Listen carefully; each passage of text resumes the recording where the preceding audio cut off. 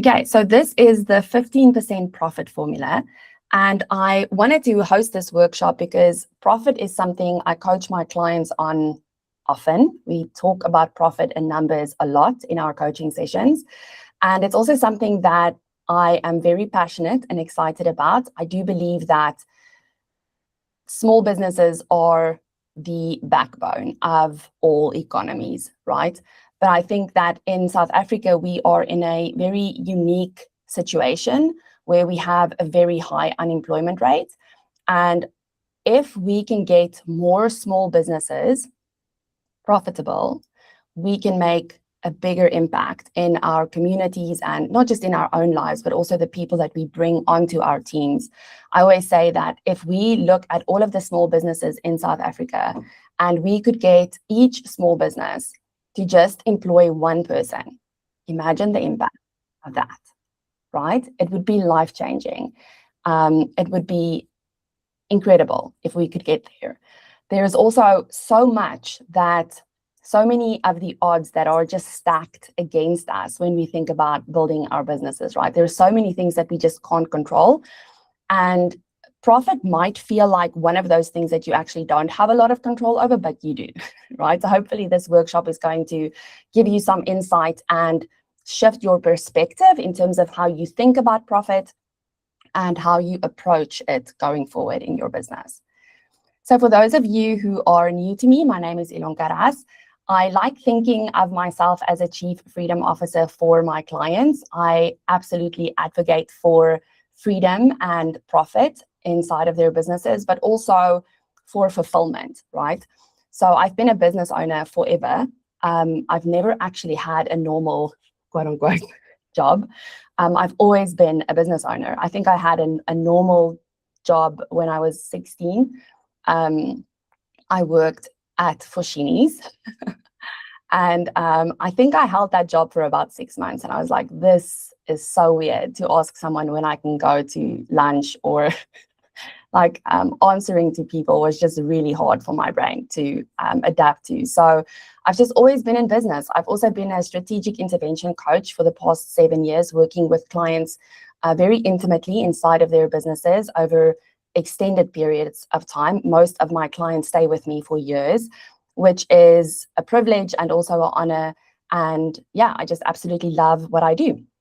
I'm also a Clockwork certified partner, so that just is a fancy way of saying that I obsess over systems and doing things efficiently inside of businesses and helping owners to find the time freedom inside of their businesses that they wanted when they started this thing, right? So I believe that a simple business is a successful business. So all of the things that I'm teaching you, whenever you are like at a workshop or if you're coaching with me, we always look at how we can do things simply, because if it's simple, we'll do it, it's doable. And that often also gives us better results than trying to overcomplicate things. So today we're going to talk about why profits are low or maybe even non-existent inside of your business. We're going to look at the new benchmark for every small business, specifically service-based businesses, why you want higher profits inside of your business if you're not convinced that you should, and also how to increase profit with the 15% profit formula. And then I'll also share some information about coaching with me one-on-one for those of you who are ready to do that. Okay, so just for those of you who joined after I started talking, there is a little chat box at the bottom right-hand corner of your screen if you're on desktop. I'm not sure where it lives in mobile, but if you have any questions as we go, you can drop it there in the chat box and I'll get to it as we go through the content. So what I see typically in my clients and the business owners that I speak to, there are a couple of problems when it comes to why we don't have the kind of profit that we can actually have inside of our businesses. And the first one is that most businesses, the numbers are a little bit muddled because we mix business and personal expenses, right? We have certain personal expenses that we run through the business, which from an accounting or SaaS perspective is allowed, but it does make the numbers that you're looking at not necessarily an absolute true reflection of what is actually happening inside of the business, right? So it makes it hard for us to really know what our true profit is because of that. I also see that we think about profit as something that is left over. So if you think about the typical accounting equation, we have income minus expenses equals profit, right?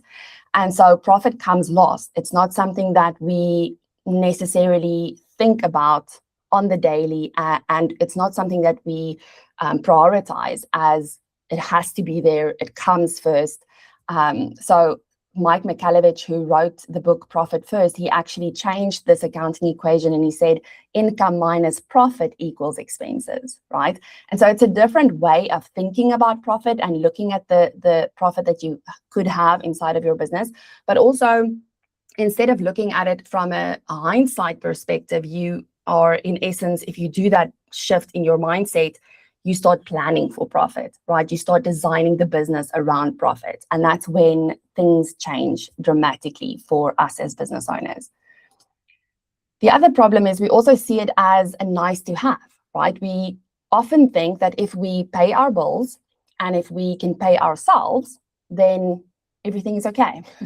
So we don't actually need the profit. It's not something that feels as important if we hit that sort of break-even point where we can pay ourselves and pay everything else and our team, then we feel like we've made it. And it's not to say that that is not a massive milestone. It is, because there are many business owners who actually never get to that place, right? They aren't paying themselves an adequate amount of money for the work that they do inside of the business. They maybe don't have a team. So if you get to this place where you can pay yourself a market-based salary and you can pay your team and cover all of your bills, it's definitely something to be proud of. But we don't want to stay there because it isn't actually sustainable. I've seen, when I look at my clients, there are different ways these problems present themselves and different ways they try and fix these problems inside of their businesses. So what they typically do is they think that if I just put my head down, if I just focus on the numbers, if I just do the work or focus on like the clients generating the work for them, the numbers and the money will actually sort itself out, right? And so there is a lot of focus on increasing revenue, but we don't always understand how more revenue is going to impact the profit. And we think that more revenue, our expenses are going to increase slowly as revenue increases, but that's often not the case because we actually have different types of expenses. And some of our expenses are variable expenses. So as revenue increases, the variable expenses increases with that revenue in sort of like a constant line. But then we actually also have what's called step expenses, where it increases dramatically, right? So you might make 100K more, but it actually costs you so much more to generate that additional 100K that it's almost not worth it. Or you have to make more money to make that jump in revenue worth it, right? So there's a lot to say when it comes to how increasing revenue impacts your business. And if you've been in business for a minute, you know that more revenue often means more work, right? There's more pressure in terms of delivering to your clients. So it's not always the right place to focus. Another thing that I see is that we try and save what is left over. So we have this almost like an assumption that if I just put my head down, focus on serving my clients, the money will sort itself out and there will be something left over at the end of the day. The problem is that's not true, right? It doesn't always happen that way. So if you've ever looked at your profit and loss statement and you see a profit on paper, but you can't see the money in the bank account, that's an example of how this actually plays out in the real world. And it's because we spend it, right? The profit might be there on paper, but it's not necessarily in cash. And in cash is where we can use it, right? So that's where we want it to be. So we assume that there will be left over, but very often it just gets lost in other expenses and things that we didn't necessarily consider. We just lose the profit almost. Another thing is we tell ourselves that if we don't have a big profit, it's actually better for us because we'll pay less tax. This is something I hear often. I actually don't want my profit to be too high because I don't want to pay too much tax. I'm a firm believer that we want our taxes to be high. There are ways in which we can be tax efficient, but we don't want to limit ourselves in terms of what we can earn because we want to not pay SARS, right? You're going to pay tax regardless, but if you have a really good accountant, they will find ways in which you can be tax efficient. There are many ways to do that, right? So don't stop yourself from earning more to not pay taxes. I posted on social media the other day and I got so many like great responses and feedback from that post where I said that if you are not going to make a profit because you don't want to pay tax, it's like not having dinner because you don't want to do the dishes, right? It just doesn't make sense. So we don't want to tell ourselves that it's better. So why doesn't this work? And we touched on this a little bit as I was talking now, but more clients doesn't always equate to more money, right? Because of the expenses, because of things that actually increase on the operational cost and maybe even your cost of sales. Like there are things that you're going to have to pay in order to make that money. So it's not always it doesn't always work out that way. Then, like I said, there aren't any leftovers because we spend it, we use the money. If you have money in your account and your profit isn't separate from the day-to-day expenses, you know, because of the cycle of cash flow, how money moves through your business, maybe a client pays you a little bit late or suppliers require you to pay before you actually receive the money from your clients. Like that cash flow cycle and the timing of cash flowing through the business can have a big impact, right? And so we often use the profit because we have to pay things. So we don't know. And then there aren't anything left over. So we don't want to work on the assumption that if I just leave it there, you know, it will stay there. We'll just use it. Okay. And then also, if you don't have profit inside of your business, or if your profits are extremely low, you're actually taking on more risk. And we're going to dive a little bit deeper into this as we go. But more, I want you to start thinking how profit actually reduces risk for you as the owner of the business. Okay. So the statistics show us that, and this was a study that was done by the Small Business Administration, and it conducted a global study of about 350 million small businesses across the world. And they found that about 17% of businesses are actually sustainably profitable. That's a very low number, right? 74% of small business owners say that their cash flow problems have stayed the same or actually worsened over the previous 12 months. And I can attest to this as well. When I talk to my clients, like their cash flow, you know, often like if we look at the previous 12 months, we can see that there's definitely stuff changing. And it's almost like a volatile situation for many business owners right now where there isn't a lot of certainty in so many aspects.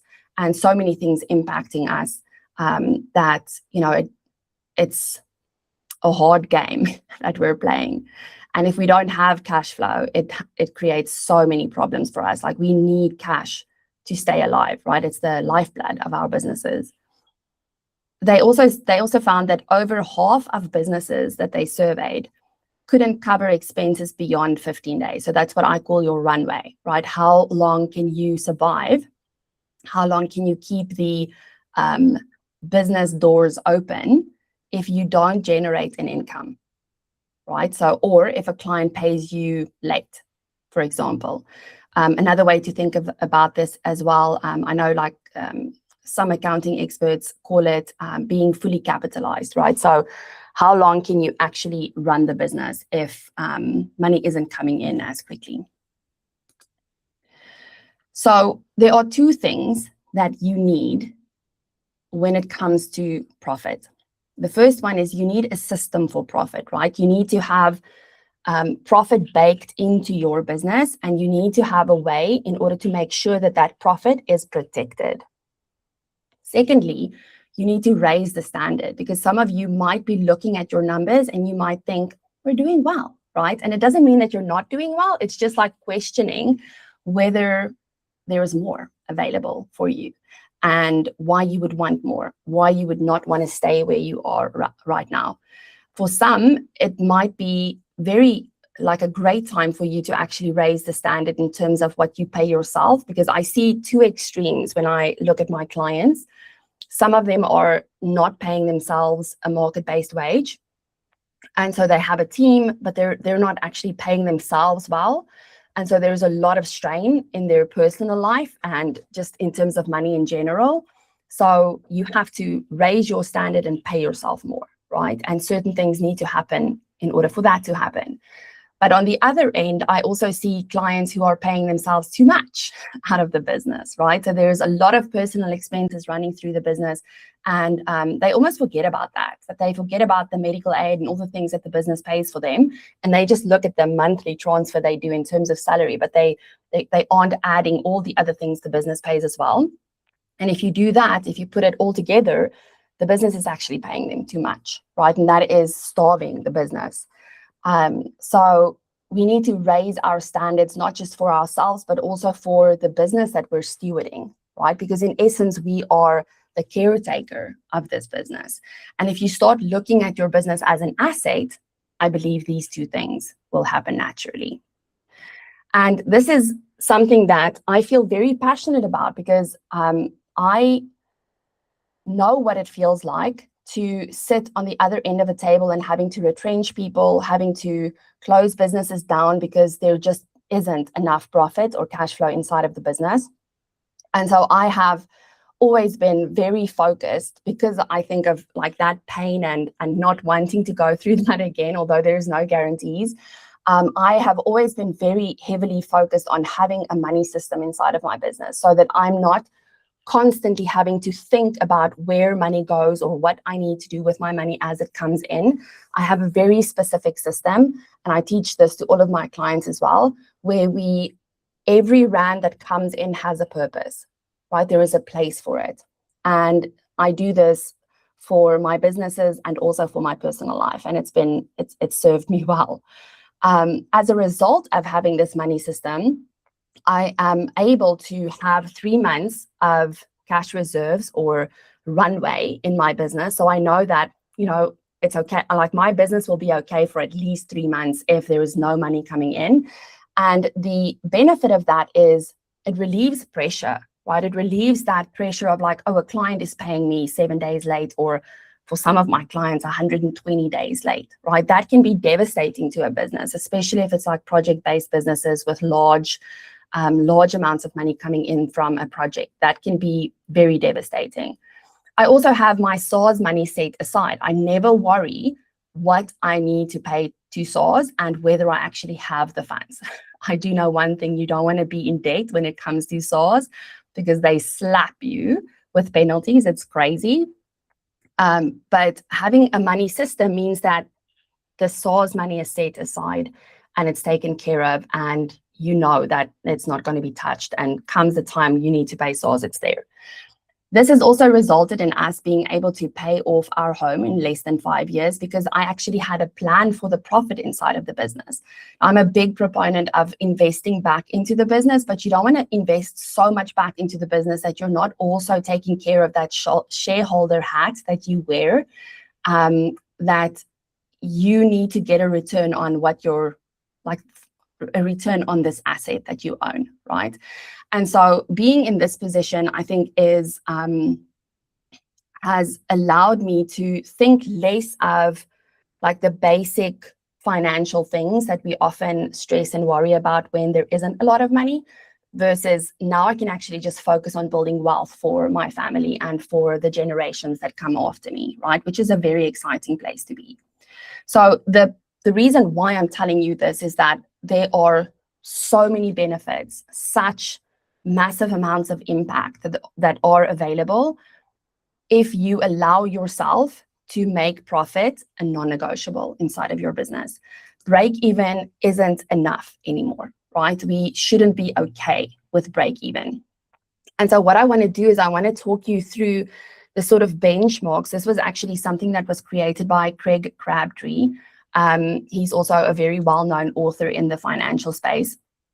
But he gave these 3 categories of, when it comes to profit, where you want to sit as a business owner. And many of my clients ask me, okay, like I know profit is important. I want to make more profit, but how much more? Like, what is the minimum standard, right? Like, what is the benchmark?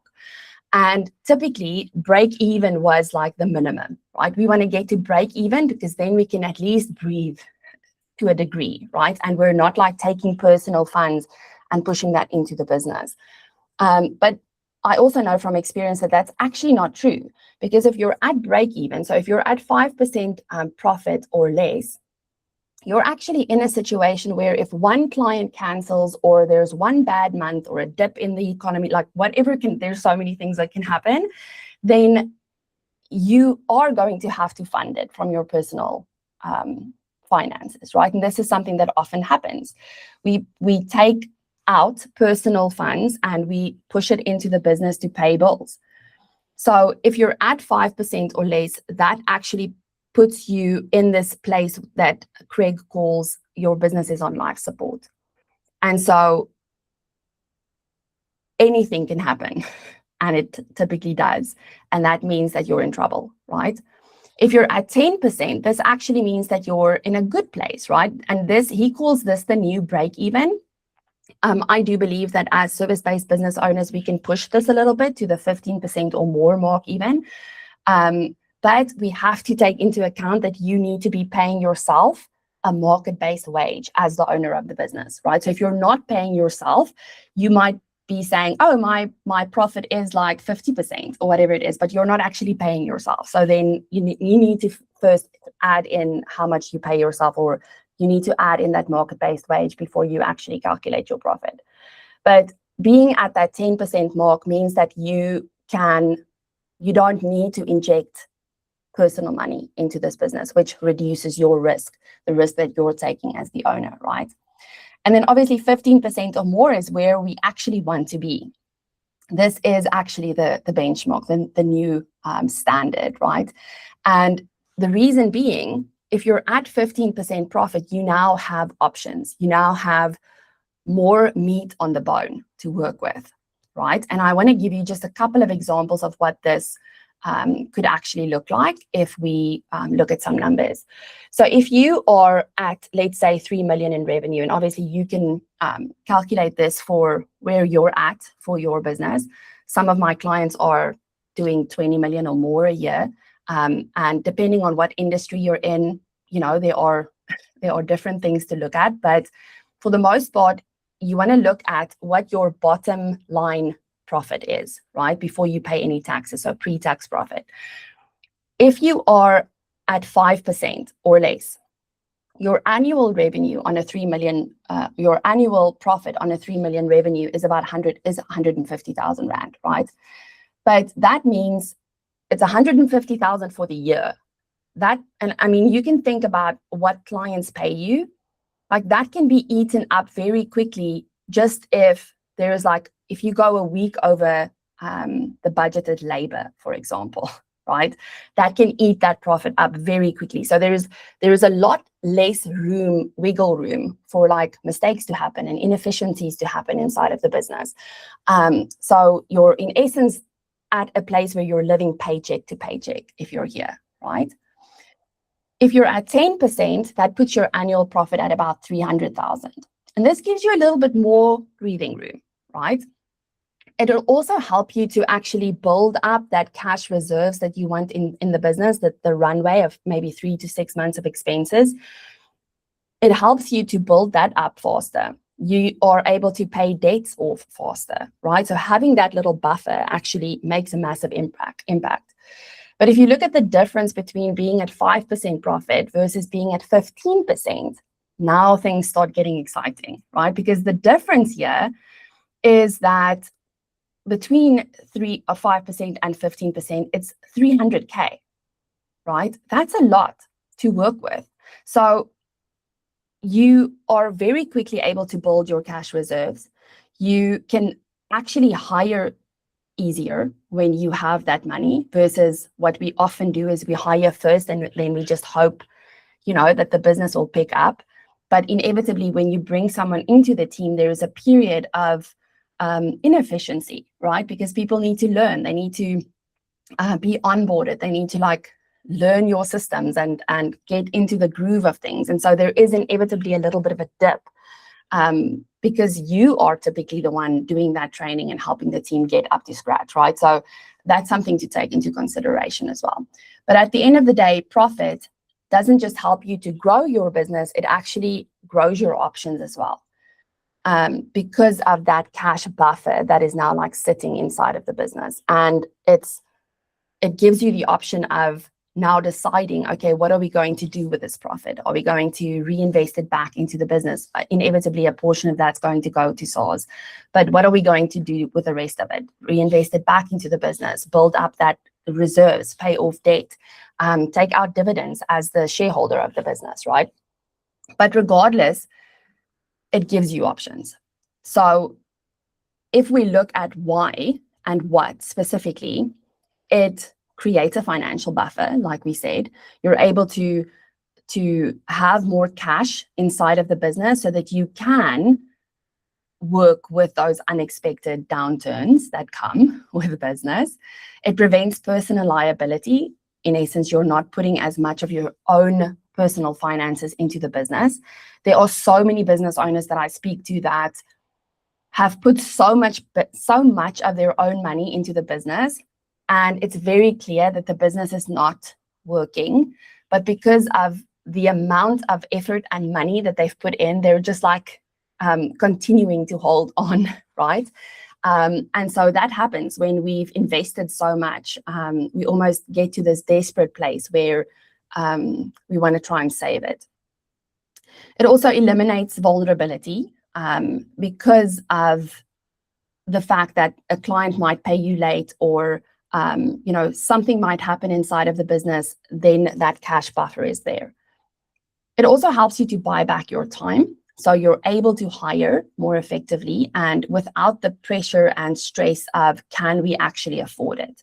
So if you're at that 15% mark, you can absolutely afford it. And yes, the profit is going to take a little bit of a dip again, but not so much that it's going to hurt the business, right? And then you can slowly start building it back up again. It also helps you to fund innovation and tools. You'll be able to purchase new software or new equipment, maybe invest in different marketing strategies, different things that you can't necessarily do if you don't have the resources to do that. It also attracts financing if that is something that you want to do. If you are looking for investors, I'm not a big believer in business debt. I don't like it. But if you are strong in terms of your financials, if your profit is strong, that the banks look at that or investors look at that. It also prevents burnout. Why? Because you can actually bring someone onto the business or into the business to help you grow the business.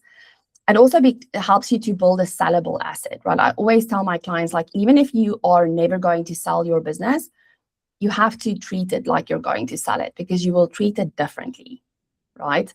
I always think about something that one of my coaches asked me. She said, if someone can come into your business right now and look at everything, see everything, how would that make you feel?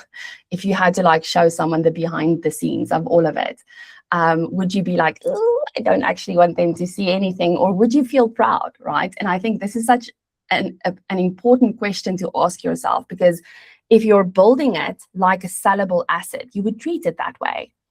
There are certain things that you maybe wouldn't put through the business as an expense, if you knew that you were going to sell this thing, right? And of course, it also helps us to make a bigger impact, because we can pay fair wages to our people. We can support the local economy. We can give back in ways that we can't if we don't have money, right? So that's there are many good reasons to do this for your business. Okay, so again, if you have any questions, you can drop it in the chat, or if you have any aha moments, you can share that with me as well. It will be nice to hear. We're going to look at the profit formula now. So it's very basic. It's 4 things that you need to consider and apply inside of your business. And the first one is to decide today that profit is a non-negotiable. You are going to get your business to 10 to 15% pre-tax profit. It's happening, right? Your brain is going to start looking for solutions if you decide that this is what we're doing, right? So instead of making it a nice to have, we're like, nope, it's happening. And I want you to just, for a moment, ask yourself, and maybe you can share it in the chat with me, what would change in your business, do you think, if profit wasn't optional? What would you be doing, or what would you not do if profit wasn't optional, if it was a non-negotiable? Let me know.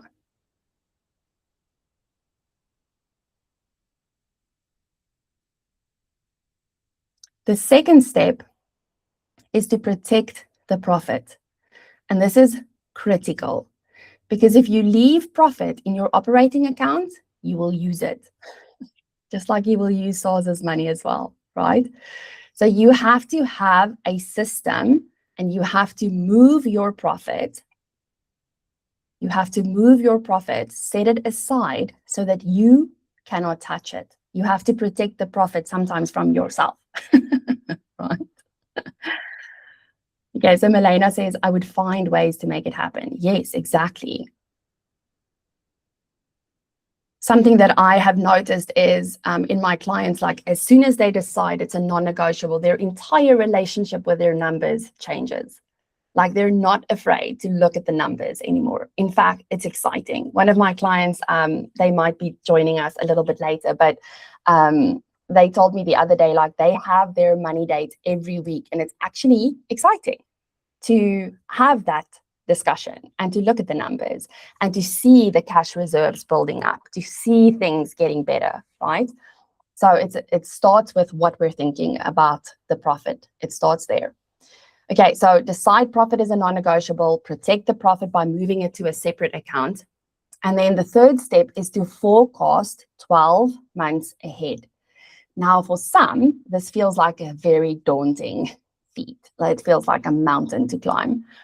But it's actually, it doesn't need to be complicated, right? We just want to be able to see, and obviously forecasting is a little bit of like a guesstimation, right? Certain things we know, like if we look at our fixed expenses, we know this is what we're going to spend every month for the next 12 months. So that's easy. Other things are a little bit harder because it might be a little bit more variable. But once you start filling out the sheet and looking at the 12 months ahead, you will be able to start populating things, and you'll be able to see, okay, what is coming? Where are we going to have a dip in income, so that we can start doing something about it now and not wait until it actually happens, right?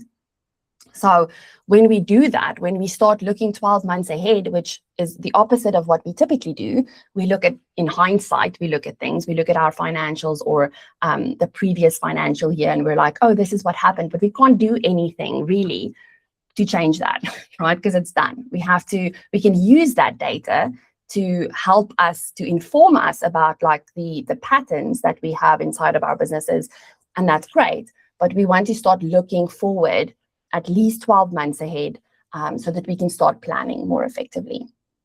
And then the last step is to pay yourself a market-based wage. And this is something that my clients struggle the most with, because they're like, it's impossible to find someone that can do what I do, right? And it's true, because you're not just playing one role inside of the business. You are doing multiple things inside of the business. So maybe you're HR, you're also finance, you're also sales, and you're also delivery, right? So it is impossible to find someone that can do all of those things. But you have to look at what role you are playing inside of your business, where you spend the majority of your time. And for many of my clients, it is in delivery. And so we want to start looking at what it would cost for you to replace someone, to replace you, to pay someone to do that work for you. Like if you couldn't do it, right? What would you pay someone to do that work? And that will help you to get to that market-based wage. You want to be paying yourself a market-based wage, and there are many reasons, which we don't have time to go into today.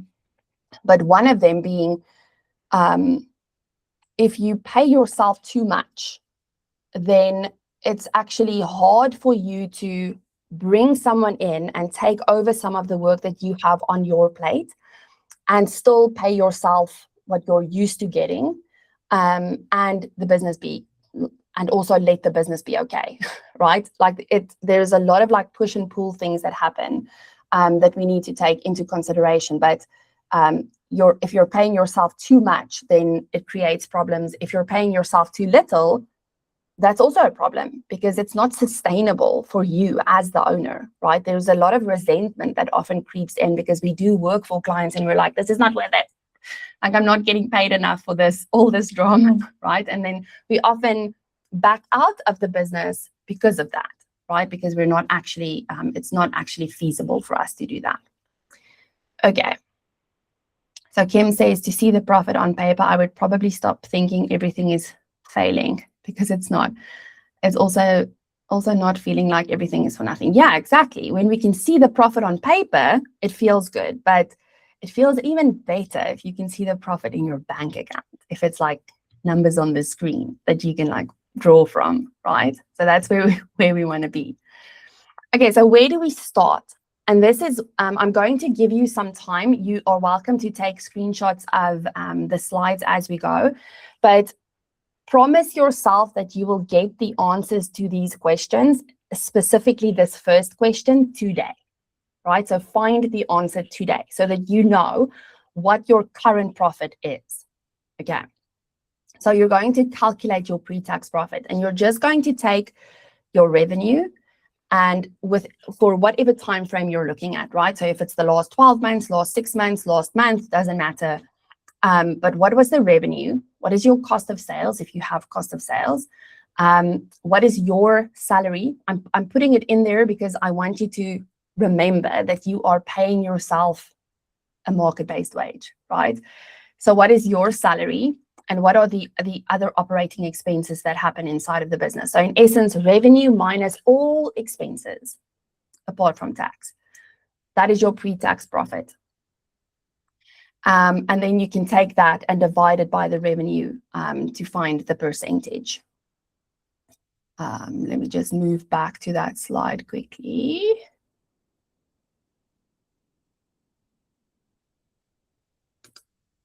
So if you take your pre-tax profits divided by revenue times 100, it will tell you what this percentage is. Yeah. So we need to calculate what it is, because if we don't know what our current margin is, we can't change anything. We don't know where to go, right? So we need to know where we are starting. And if it's less than 5%, it's not about feeling guilty or ashamed. It's good to know, because now we can do something about it. Does anyone have any questions here?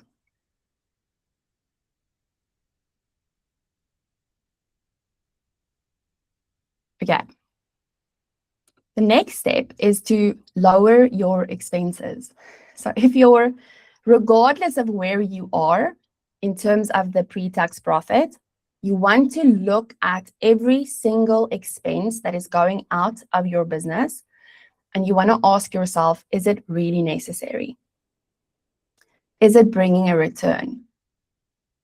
And I want you to especially keep your eye on labor if you do have a team, because this is what kills us inside of our service-based businesses, because the labor is often the most expensive thing on that expense list, right? So we want to keep track of labor. We want to make sure that we are not overpaying This is often what I see, it's the thing that eats up all of the profit. Like if you have a project-based business and you go over on labor a week or two, it eats up so much of the profit of that project.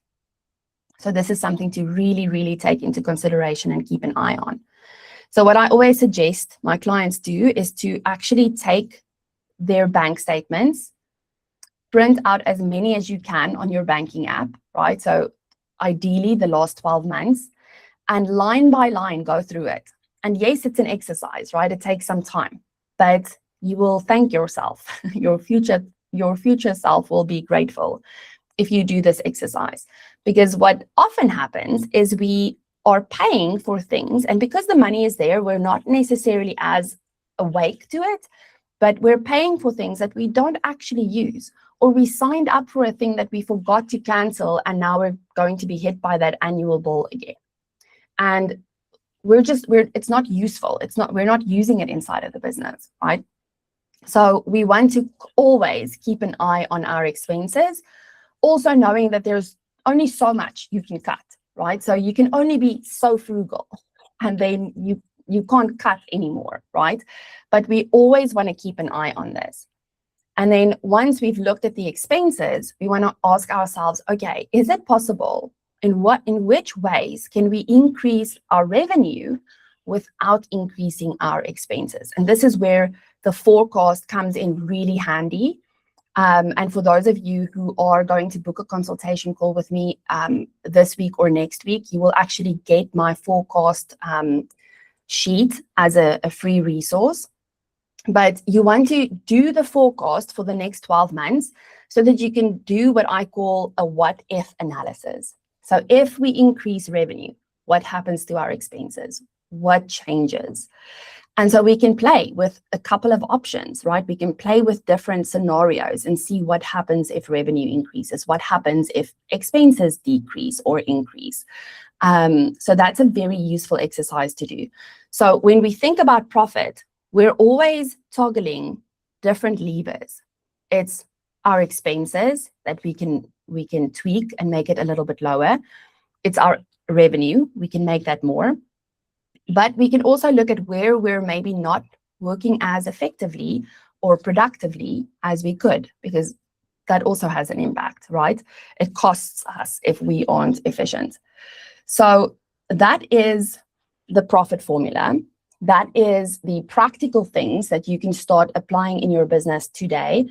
And if you walk away with nothing else but deciding that you're going to make profit a non-negotiable inside of your business, and you're going to calculate where you currently stand as it is today, that would be a win for me and hopefully a win for you as well, right?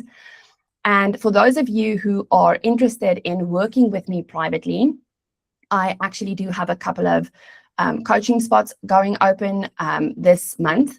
So I just want to quickly tell you about the program and how it works and what you can expect. So the program is called the Chief Freedom Officer. It is a private coaching program. So I will be coaching you every week for the next 12 months. And we are going to look at different areas inside of your business. Profitability and money management is one of those pillars. And obviously we touched on some of the things that we would be coaching on today in this workshop.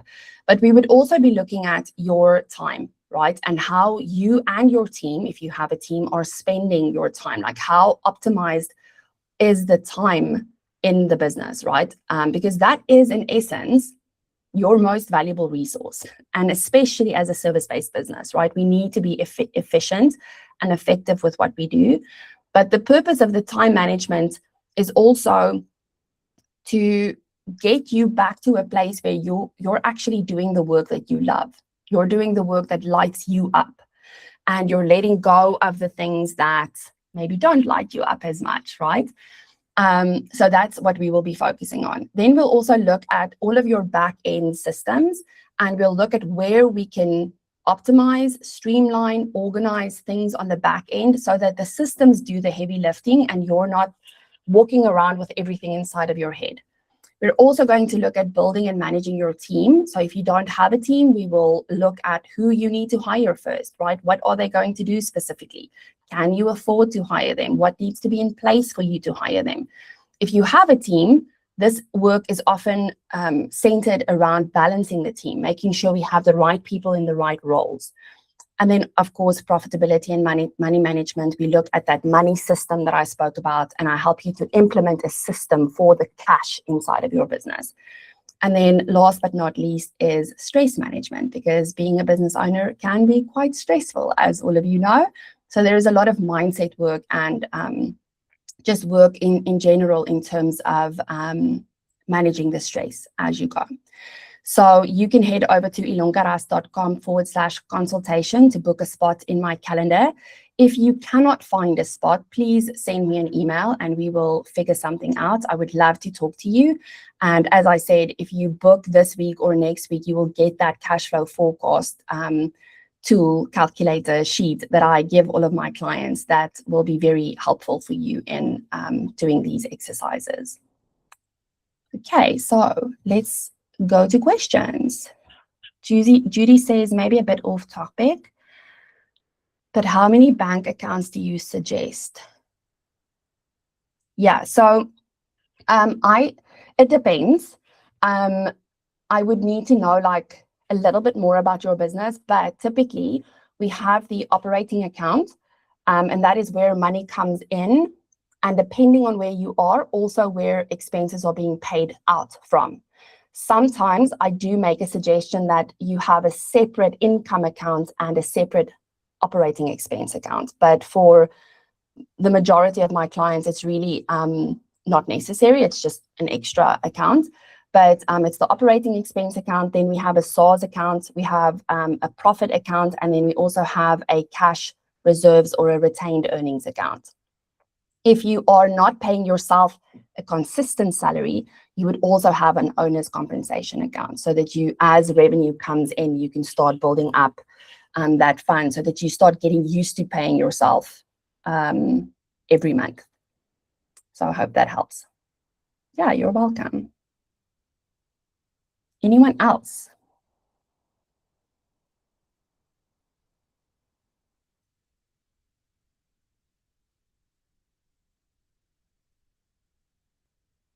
So as you're typing, if you're typing, you will get a replay of this workshop. So it will probably go out, depending on how quickly Google Meet sends me the link. It will go out probably today or tomorrow. But if you have any questions, if there is anything that you want to ask me privately, maybe not here in front of everyone, you can just send me an email and I will gladly get back to you.